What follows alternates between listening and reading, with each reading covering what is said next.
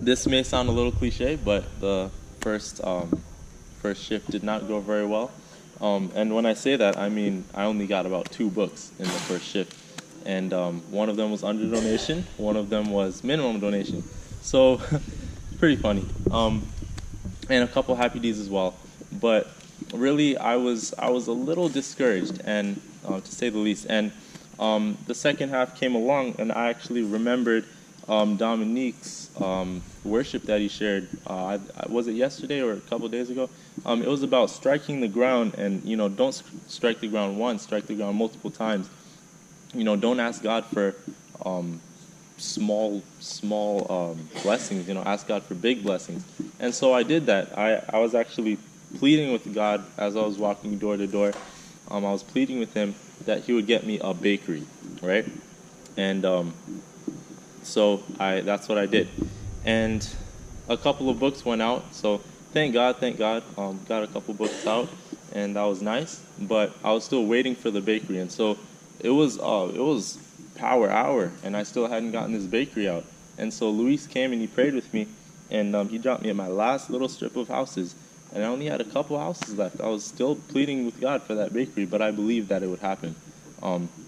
So I get to this house, and I actually took a picture of the no soliciting sign that was on the house, and this was like a legit no soliciting sign. It wasn't just no soliciting. It actually said, no soliciting, do not ring, do not knock. I don't want what you're selling and what you're not selling, in quotations. And so literally that's crazy, because I was telling people the whole day, when people would tell me you can't be soliciting here, I would be like, oh, that's okay, because I'm not selling these books, right? And so literally I had no excuse this time, right? So it was kind of intimidating. And so I looked at the sign there, and I was like, okay, this is gonna be a legit house. So I'm going to skip this house for now, do the other houses, and then come back here, because I'm going to need all my prayers for this house. And so I did the other houses, and then I got to this house. And I was praying. Oh my, I was praying. And when I got to the house, I literally just did not do the door approach at all. I was just like, hey, my name's Steven. I'm a missionary in the area. We're just praying with people. Just want to be a blessing to somebody today.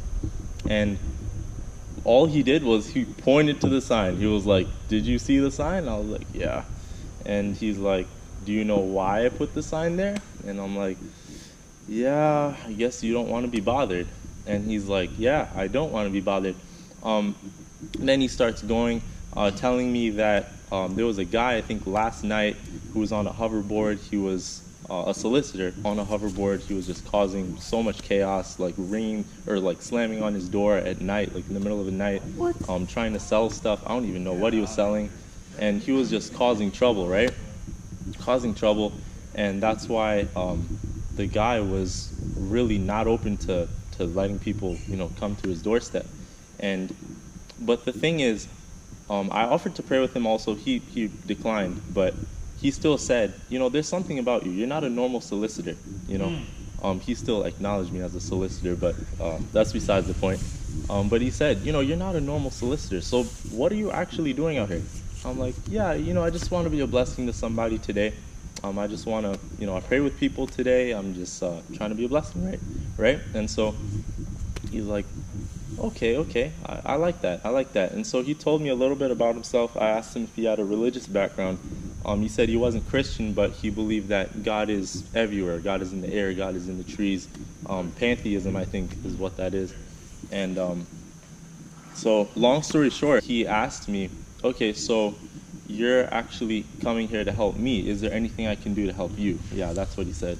And then I'm like, yeah, actually you can. Right? I'm glad you asked, right? So I'm like, yeah, I'm a second-year college student. Whatever you give helps me go through school. I was expecting him to come back with $5. Okay, he comes back with 200, right? What? And so I'm like, okay, I was in shock, to be honest. And I actually left the house. I said, thank you. I left the house. I didn't even give him anything.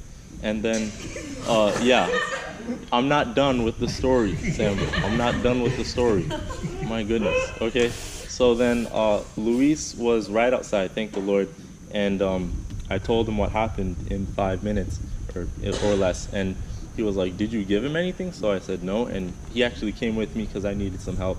and we went there and we gave him a great controversy, a Your Questions, God's Answers, and an In Search of Peace. And so I'm praying that he reads it because, reads those books because he took them very reluctantly, but he took them, and I shook his hand and I said thank you.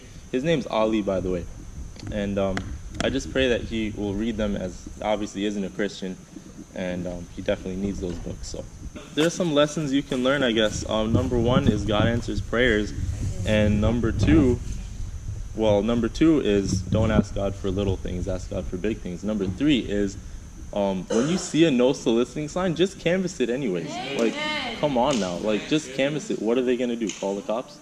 Like, that's the worst thing. Okay, no, I shouldn't have said that, but